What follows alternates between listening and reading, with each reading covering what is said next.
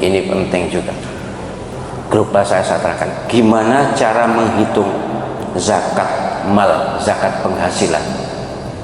Wes, kalau zakat fitrah sudah kita ketahui bahwa semua kepala yang hidup di malam Id nanti, sejak maghrib sampai sholat Id, asal punya nyawa pada hari itu, umur berapapun, wajib zakat fitrah, zakat diri kita ini. Wajibnya hanya waktu itu, satu malam itu. Kalau sekarang belum wajib, boleh membayar tapi belum wajib. Yang wajib itu kalau hidup di malam Id itu, maka wajib zakat walaupun baru lahir kemudian wafat tapi sempat punya nyawa, wajib. Berapa? Sama, tua muda kaya miskin, laki perempuan, 3 kilogram. Ya kalau diperinci memang di kitab-kitab macam-macam, tapi saya ngambil posisi yang tengah dan yang mudah ngitungnya. 2 kilo sekian on kangelan, wis 3 kilo kalau lebih diniati sedekah. Tapi kalau mazhab Hanafi malah kurang. Mazhab Hanafi kan 3,8. Tapi kalau mazhab Syafi'i, mazhab Maliki ya, mazhab Syafi'i, mazhab Hambali 2,75 digenepi 3 kilo. Wis gak repot ngitungi. Kalau dibayar uang boleh ya senilai itu. Tapi kalau zakat mal gini aja mudahnya. Zakat mal, zakat harta, selain zakat fitrah, zakat diri atau zakat harta itu semua harta punya sama yang hitung dipotong 2,5%. Wis niku mawon, gak usah repot-repot. Kecuali yang dipakai rumah, mobil itu tidak wajib zakat. Tapi mestinya kalau saya sih sebelum beli mobil saya zakati. Sebelum beli rumah, sebelum bangun rumah, harta yang digunakan bangun rumah saya zakati. Karena saya tiap bulan tuh mengeluarkan zakat. Kok tiap bulan? Katanya tiap tahun. Iya, haulnya, masanya setahun. Tapi takjil zakat, mempercepat zakat itu para ulama membolehkan karena untuk tindakan hati-hati. Katakanlah mestinya 90 gram satu tahun, satu nisabnya. Tapi satu bulan kok sudah dapat penghasilan. Sekarang mas berapa bu? 1 gram 1 juta ya? 1 gram 1 juta, kira-kira 1 juta misalnya, berarti 90 juta. Nah kalau kita misalnya satu bulan punya penghasilan 8 juta atau 9 juta lah, atau 10 juta misalnya, maka sudah 10 juta kali 12 berarti 120 kan, malah lebih itu. 10 juta potong 2,5% tiap bulan. 1 juta itu zakatnya 25.000, berarti 10 juta 250.000. Sudah keluarkanlah tiap bulan 250.000, sudah beres. Saya tempuh cara itu karena lebih mudah dan lebih ringan. Nek kalau dikumpulkan ke belakang itu ketok akeh, kok gak sudah zakat nih. Apalagi kalau dikurangi dipotong 3 kebutuhan, enggak, saya enggak setuju itu. Dikurangi kebutuhan baru dizakati. Nek nggugu kebutuhan, apalagi ibu-ibu nganjuk sana, itu entek wis, gak sido zakat. Padahal kita tuh ingin mendekatkan diri pada Allah SWT untuk membuka pintu rizki melalui zakat. Percayalah pada saya, dan saya pengalaman bahwa orang yang sregep bayar zakat, Allah SWT juga sregep memberi. Malaikatnya sregep memberi. Loh, katanya jatahnya ada, iya, tapi kan bisa ditawar. Nawarnya antara lain dengan zakat, apalagi sedekah juga.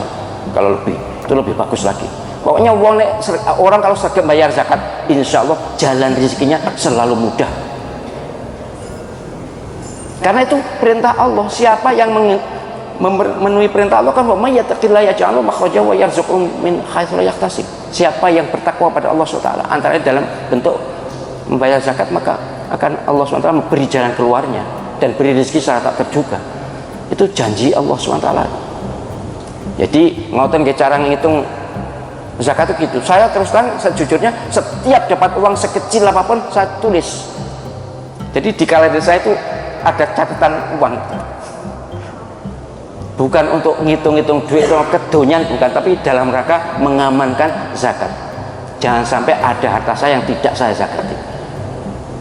Dihitung, kemudian setelah total 1 bulan potong 2,5% minimal untuk zakat, kemudian ya lebihnya dikit untuk sedekah. Gitu nggih. Panjenengan kalau harta-harta yang kemarin yang sudah kelewat ya sudahlah. Afallahu amma salaf, gak kehitung kan, sudah tidak terhitung ya sudah, Allah SWT Maha tahu.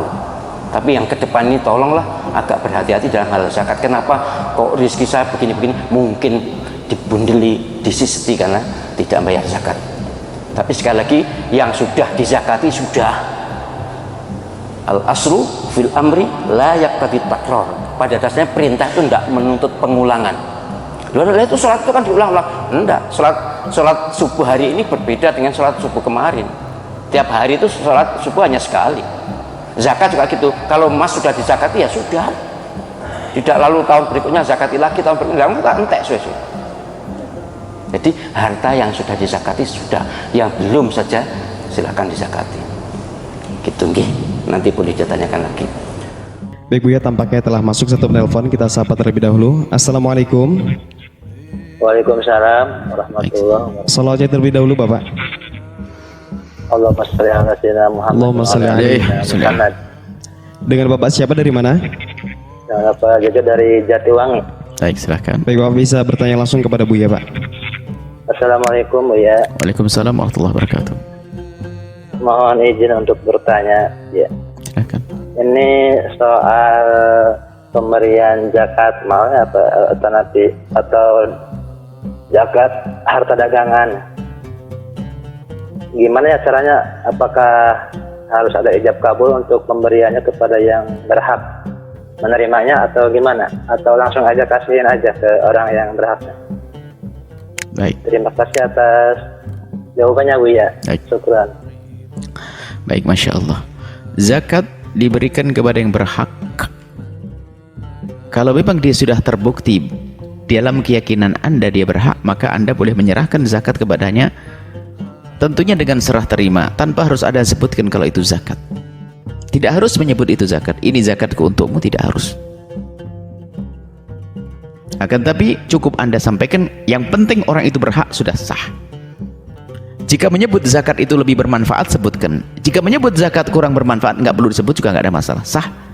Sebab kadang menyebut ini barang zakat bisa saja bermanfaat, bisa tidak. Ada sebagian merasa orang sedih kalau dibilang zakat itu, padahal dia sangat memerlukannya, jangan bilang zakat. Jadi tanpa disebut itu zakat, serah terima, iya ini aku serahkan, iya. Kalau tidak diserahkan nanti dia bingung, duit siapa ini, akhirnya nggak dipakai sama dianya. Harus ada serah terima biar yakin bahasanya itu adalah uang halal untuknya, dengan catatan menurut keyakinan Anda dia adalah salah satu orang yang berhak menerima zakat, seperti itu. Wallahu a'lam bissawab. Ini saudaraku memiliki syarat dalam Islam. Syaratnya ada dua mutlak. Yang pertama adalah haul. Haul itu masa dari dana atau harta yang disimpan atau diinvestasikan. Dua keadaannya, harta yang disimpan atau diinvestasikan, tersimpan selama 1 tahun, namanya 1 haul. Dan haul ini setiap muslim punya kebebasan menentukan masing-masing. Misal, saya mau haul saya dari Ramadan ke Ramadan, berarti Ramadan yang lalu sudah mulai dihitung sampai Ramadan akan datang. Apapun yang Anda dapatkan dalam 2 fase Ramadan ini, itu berarti masuk nanti dalam hitungan Ramadan akan datang. Misal, bulan Syawal kemarin ada bisnis berhasil, jual rumah misalnya, itu jual tanah, itu jual mobil, itu belum keluar zakatnya, masih diputar bersama dengan harta yang ada. Kemudian bulan Muharram misalnya, kayak sekarang, atau bulan Safar, Anda mendapatkan warisan. Kemudian mungkin bulan Rabiul Awal seseorang sakit, terus terakumulasi sampai nanti Ramadan akan datang. Ramadan akan datang, Anda akan tutup buku Anda sendiri. Tinggal lihat total harta yang tersisa, yang tersimpan atau diinvestasikan. Nanti totalnya itu dihitung dengan syarat yang kedua, namanya nisab. Jadi yang pertama haul, masa setahun harta tersimpan atau berjalan masa setahun, dan masing-masing bisa menentukan. Tentu lebih afdal kalau bulan-bulan Hijriah. Dan biasanya kita di Indonesia ini lebih mudah. Seluruh dunia hampir semua umat Islam ya sengaja meniatkan haulnya itu Ramadan. Jadi kalau bapak-bapak ibu yang hadir di sini misalnya belum niatkan haul, dari sekarang bisa detik ini juga minta atau niat dalam hati, haul saya Ramadan yang lalu. Berarti Ramadan nanti itu kita sudah tutup buku, gitu kan? Kemudian nisab, batas kadar minimal untuk dikeluarkannya zakat itu adalah 85 gram emas. Jadi setelah diakumulasi nanti totalnya pada saat tiba masa haul, kalau mencapai totalnya 85 gram emas maka wajib dikeluarkan 2,5%. Zakat saudaraku beda dengan sedekah. Zakat ini memang murni pensucian harta, makanya ditentukan kadar persentasenya 2,5%. Kalau sedekah nggak ada persentasenya, mau sedekah dengan semua harta yang itu tidak ada masalah, ya, tidak ada masalah.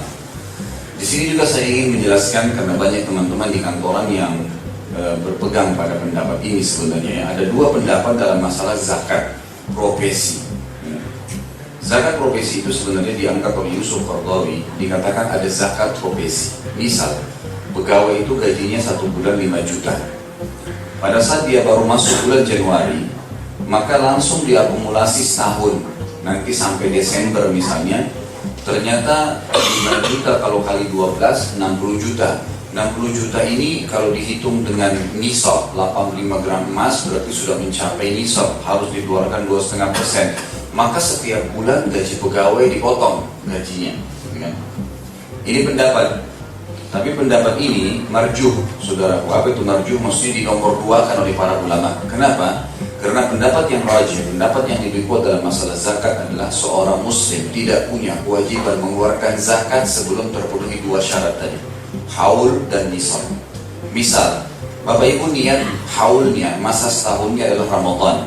Pas tiba bulan Sya'ban, tiba-tiba seseorang sakit, dia harus bayar rumah sakit. Maka harta yang dia simpan ternyata dipakai sama dia untuk bayar nginap, atau istrinya sakit, suaminya sakit, anaknya sakit, atau tiba-tiba bangkrut usahanya, atau banyak pertimbangan mungkin terjadi udur secara syar'i. Maka tiba Ramadan, kalau dihitung harta tersebut tidak sampai nisab 85 gram emas, tidak ada kewajiban zakat, gitu kan?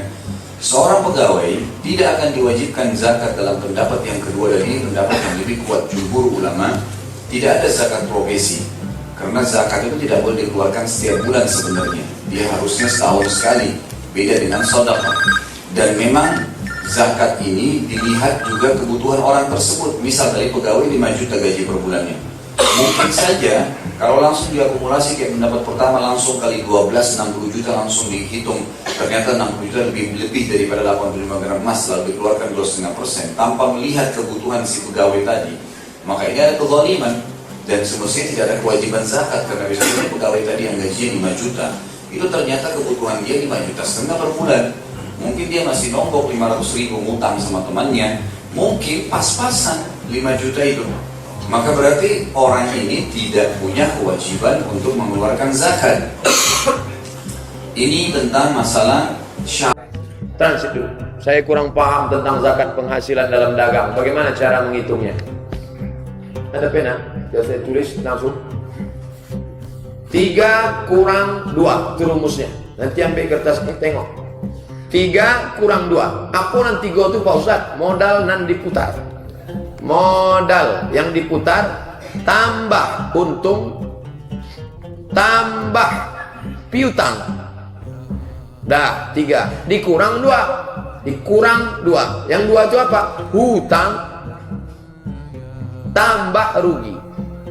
Baru hasil sama dengan, kalau masih dapat 85 gram emas sama dengan 42.500.000, maka dikeluarkan zakat 2,5%. Syukron, merci beaucoup, arigato, matur suwun.